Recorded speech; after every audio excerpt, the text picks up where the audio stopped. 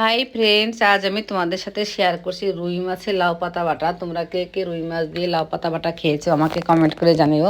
আমি তো প্রথমবার ট্রাই করলাম, খেতে কিন্তু অসাধারণ হয়েছিল। এক থালা ভাত এক নিমেষেই শেষ হয়ে যাবে এই রেসিপিটা থাকলে। তোমরা সবাই ট্রাই করবে আর আমাকে জানাবে কেমন লাগলো। প্রথমে আমি কিছুটা লাউ পাতা বেছে ধুয়ে নিয়েছি। এরপরে কড়াতে সর্ষের তেল গরম করে আমি এক পিস মাছ ভেজে তুলে রেখেছিলাম, ভিডিওটা স্কিপ হয়ে গেছে।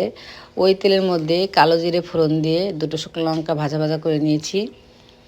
একটা গোটা রসুনের কোয়া, দুটো তিনটে কাঁচা লঙ্কা দিয়েও একটু ভাজা ভাজা করে নিয়েছি। লাউ পাতাটাকে দিয়ে পরিমাণ মতো নুন দিয়ে বেশ কিছুক্ষণ একটু ভাজা ভাজা করে নিয়েছি। লাউ পাতাটা সেদ্ধ হয়ে এলে মাছ বাছাটাকেও দিয়ে দিয়েছি। এরপর একটু নাড়াচাড়া করে নিয়েছি। সব কিছু ভালোভাবে সেদ্ধ হয়ে গেলে মিক্সার জারে পেস্ট করে নিয়েছি। তাহলে রেডি আমার সুস্বাদু লাউ পাতা বাটা।